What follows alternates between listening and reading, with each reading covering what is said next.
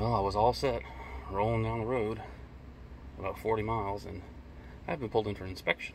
I am in Oklahoma, in the bay, and this was the full meal deal. So they've got my logs and brakes and everything. So a little bit of shake going on just because, you know, they're looking for you doing something wrong and this matters. But I did my pre-trip. I've done everything I can do. So see how this goes.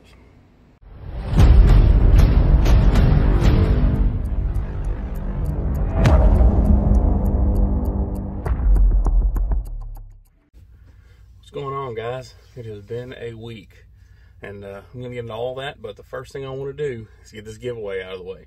Now, I switched to Android, as I said, and for some reason their cameras are stupid, so you just have to pause and bear with me. So, because I want this to be live recording. I want to go recording into the videos. There's no questions about being fixed. I want this to be fair to everybody. So, just the camera. It's going to get bad. I'm sorry, but I want to do the giveaway. So, all right. Here we go. Alright, there's that. Go here, go here, go to Google. You see right there, random number generator. There were 109 people who commented, "Let's get rolling." And the random number generator comes to 35. So we're going to go here. YouTube, and go to the 35th comment. I'm trying to do this way so y'all can see who wins. It is going to get down to the comments. We just got to the comments there. 1, 2, 3, 4, 5, 6, 7, 8, 9, 10, 11, 12, 13, 14, 15, 16, 17, 18, 19, 20, 21, 22, 23, 24, 25, 26, 27, 28, 29, 30, 31, 32, 33, 34, 35. 35 is Mr. Detroit Diesel.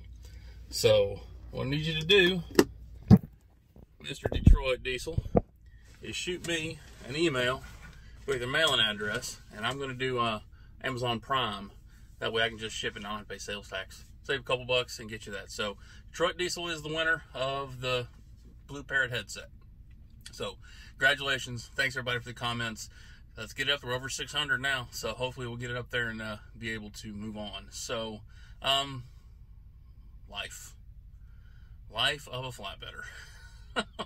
Man. Oh, I'm positive. I'm positive that it sucks, but I'm still positive.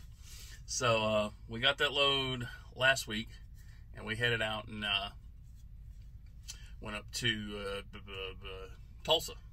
I had to deliver just north of Tulsa, and I delivered in the morning-ish, and I was offloaded, and I was 3 miles from a place in Tulsa, the fencing place, that I hate.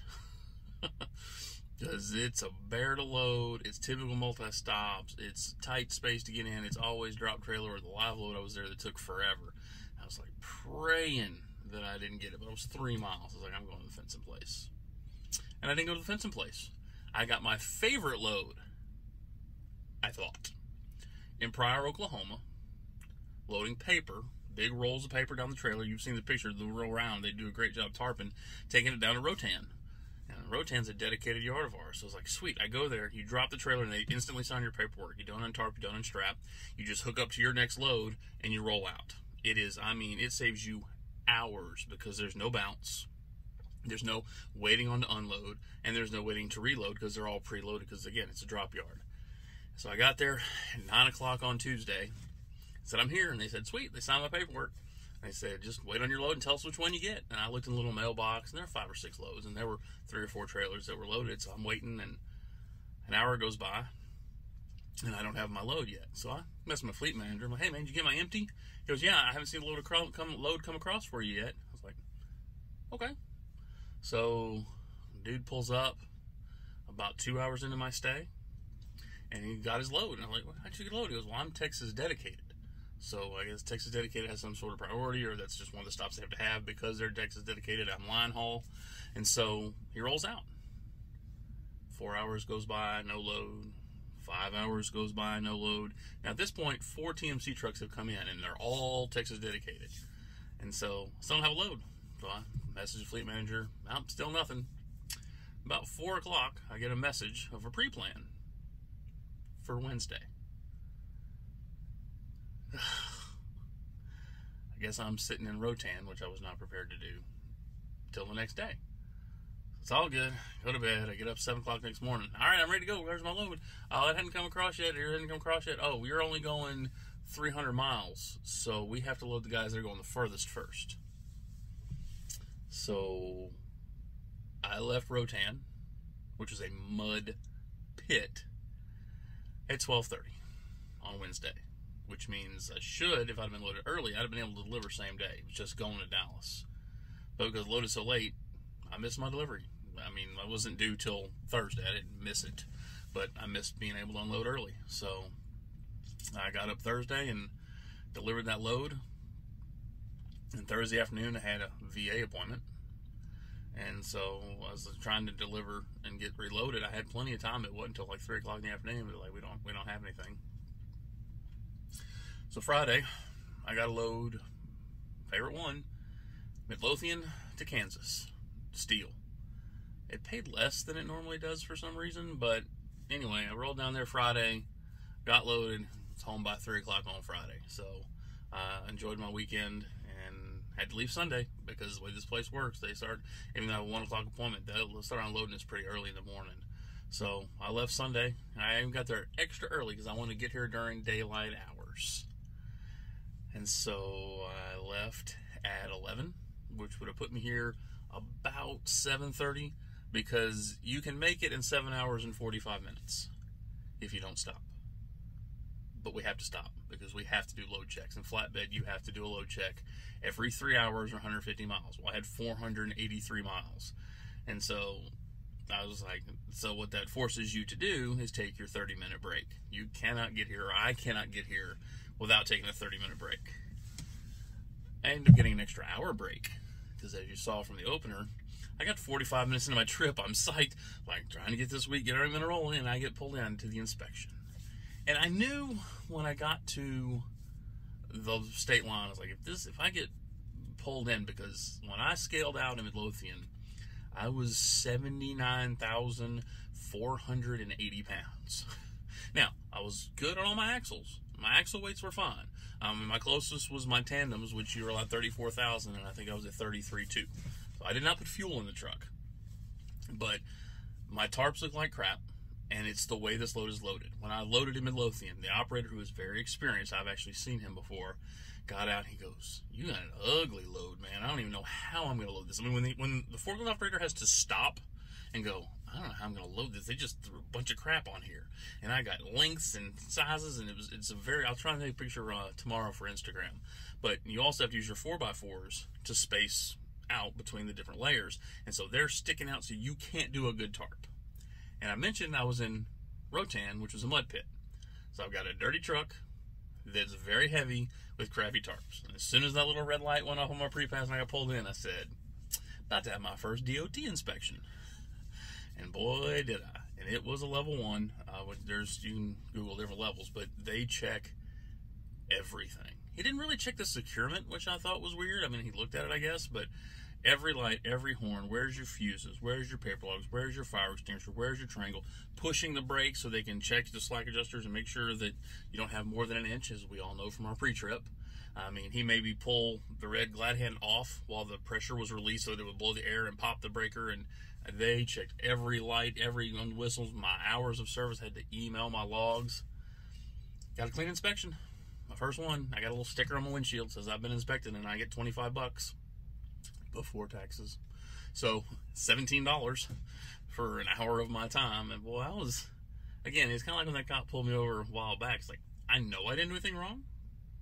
I know I did my pre-trip, but that cop's job is to find you doing something wrong. It's to protect the people. I don't want anybody killed. And so I don't have a problem with it, but it's like, man, what if a bulb went out I didn't know about, or I missed something? Because I didn't think I did. I mean, I didn't pop the hood. I do full pre-trips. I don't skimp on my pre-trip. But I passed it. And so that was good. And so I'm here in New Century, Kansas. Yeah. Back to last weekend. The other thing I wanted to talk about, remember, was that I unloaded Friday morning in San Antonio with drywall. And I got there at 9 o'clock. There was no parking, and just hours with how far I came from Fletcher, Oklahoma after a drop. I couldn't get there no matter what I did. Got there at 9 o'clock. They finished unloading me at 2 o'clock. San Antonio to Dallas. And I got to get a load because it's Friday. And I had TQM. So I said, what do you want to do? Like, well, you're not going to be able to go home. So they gave me a load 30 miles away, picking a rebar, which is a load I've done before. That's the load that I took up to Tulsa. But I had to go to TQM. So instead of getting home last Friday, I made it to TQM with 6 minutes left on my clock. And so I got the 6 minutes on my clock. I got parked. I went to TQM Saturday and didn't get home till Sunday or Saturday evening. So that's why I didn't leave until Monday on that rebar load. So sorry to kind of flip it around. But again, with the giveaway, I want this to be one video. I don't want to cut and edit and get accused of anything. So I didn't get home till Saturday night. I had a very short weekend. That's why I didn't leave till Monday, because I had to get my reset in. But the point of that story is TQM. TQM is unpaid. And I guess the justification is you learn stuff at TQM that makes you more money, so therefore by attending the class, you're going to make more money. It was valuable. It was good information. The instructor was very knowledgeable, very entertaining, very kept it going. There was a curriculum that we had to follow. We were all, more than 10 people, but whatever. And so I went there. It's kind of like I mentioned this about another thing I went to. I kind of like, all right, I'm going to TQ and I'm going to learn how to make money. And it really wasn't that. It was a lot more goal setting, and they talked a little bit about pay, but it was nothing earth shattering from TQM. It just teaches you how to run, I guess, more efficiently. So you pretty much want to go. I get 5 points now every month towards my percentage because I've been to the class. So again, it can help you make money, but I mean, you go into an open mind, you get out of what you get out of it. I enjoyed the class. I didn't hate it. I didn't resent it. Just made for a short weekend at home, especially since I didn't get home Friday, because they were actually going to pay me to drive down. And I ended up not doing that because I didn't drive down. I made it there in my truck. So got a free breakfast out of it and free lunch. Schlotzky's. So what a week. DOT inspections, TQM, 30 hours at Rotan. Not making any money, but again, it's circumstances.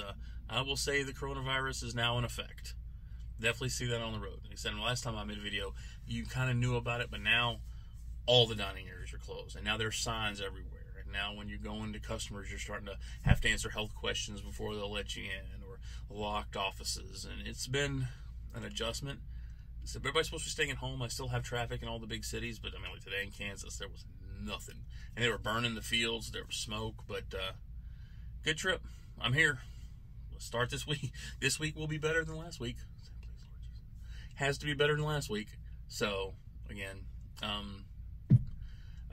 one other thing I guess I'll throw in there, this is kind of cool. I got a message from another company offering me a job. And they found me on YouTube. And they're like, hey, did you apply for us when you left your city school? I was like, no. And they kind of started talking about some money, and it's interesting. It's hard to believe that I'm 1 month away from 6 months. Imagine that. Been rolling. But that was cool. That was cool that somebody saw one of my videos and they liked my personality and thought that I would be good for their company. I told them I don't know. Anyway, that's all that tangent to say thank you for these videos. Thank you for the subscribers. We're at 600. The giveaway. Congratulations again, Detroit Diesel. Thanks, guys. Appreciate it. Now, try to put more videos, try to put more Instagram. I know I keep saying that, but I still got to figure out how I'm going to transfer this to my computer. So, give me a minute on that. Let's get rolling. God bless.